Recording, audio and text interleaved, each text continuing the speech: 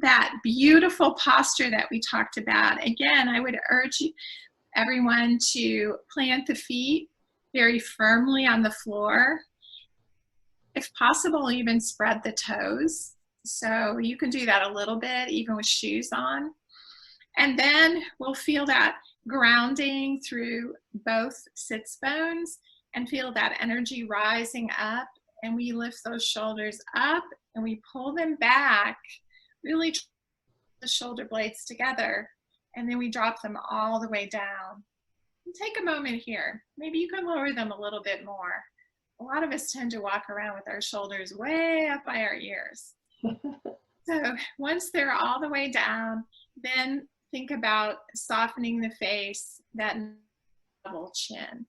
So here's a place, as a teacher, I would definitely be looking at the screen and perhaps reminding students to lower a chin or to pull their shoulders back. Or again, verbal cues are hard for a lot of people too, for all of us really, especially the first. You may see students with their shoulders still up here. So again, maybe ask them to tap their shoulders and drop them all the way down. Okay. So Amy just described having some kind of word where you could snap them back into this alignment so that they could keep practicing that over would be a wonderful thing, because it is the foundation for all of these particular exercises. And really it's just a good foundation for general focus when you're on a screen for a long part of the day. So the first set, approximately 3 to 5 minutes, is designed with more attention to shoulders, where we carry so much stress. So again, we will do some shoulder rolls where we pull the shoulders up and we really pull them together as almost like you were going to hold a pencil between your shoulder blades, and then drop them. And so we're just doing these beautiful shoulder rolls, releasing, and then let's go the other way. So up, forward, and down. One more of these perhaps. Just really settling in and enjoying this. We'll do some gentle rolls with the chin. So dropping the chin to the chest, and it may or may not touch completely. Just allow the back of the neck to settle. Even the youngest of all of us, sometimes we feel some tension in our neck. So give it a moment. And then very gently roll your chin to the right, keeping it close to the chest. Look over to the right side of the room. And then roll it back through center. And over to the left, looking at the left side. This movement, as you may notice, simulates the movement of the pendulum of a clock. So let's roll back through center and over to the right one more time. Checking in to see if the shoulders are still very relaxed. Roll back through center. Over to the left again. And then let's come back to center. And then gently elevate the head again and bring the chin back to level. And just take a moment to feel. Sometimes it's important to just encourage, for all of us, I think it's very important to encourage that body awareness and just realize what it feels like when the body is starting to relax. And so now we'll add a little bit of work with the chair. Go ahead and hook your fingers around the bottom of the left side of your chair. And this is just for stability, again, because we're trying to keep the hips level, feet on the floor, that chin is up, and then we'll simply drop the right ear over to the right shoulder. So this is just of the head, stretching out the left side of the neck.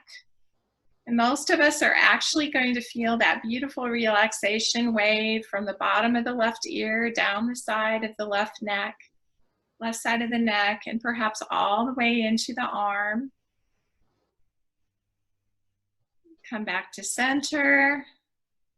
Again, just take a moment to feel. Notice the way the left side of the neck now feels.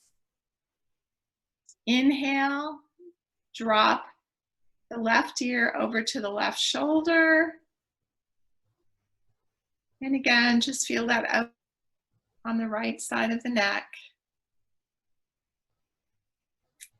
And come back to center. The reason we hook our hands under the chair is so we don't have anybody falling out of the chair. It also is very often known to happen. because it's very easy, you know, when people have it, for people to just kind of flop over. But we want that alignment. We want the grounding. We want the grounding in our firm foundation. So this movement is very much just the upper body. So then after that, we actually will do a very fun, I think, breathing exercise. And even though, as Amy just said, we want to encourage everyone to breathe through their nose, not their mouth, for health reasons. There's so many. But in this particular exercise, let it all out with an open-mouthed ha. So it'll be a nice inhale with an open-mouthed ha sound. So it will sound like inhale. So that's the exhale. You're opening your mouth and exhaling with your mouth open. And exhaling the ha. Yeah, So sorry. in through the nose, out through the mouth. Okay. So inhale.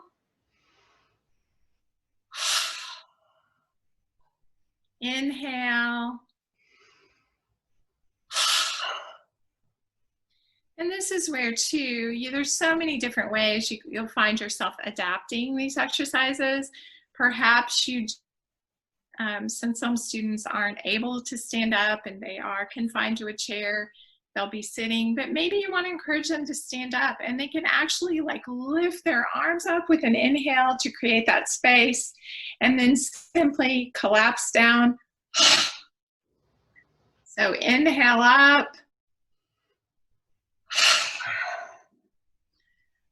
Again, it's just the joy of the movement and the breath.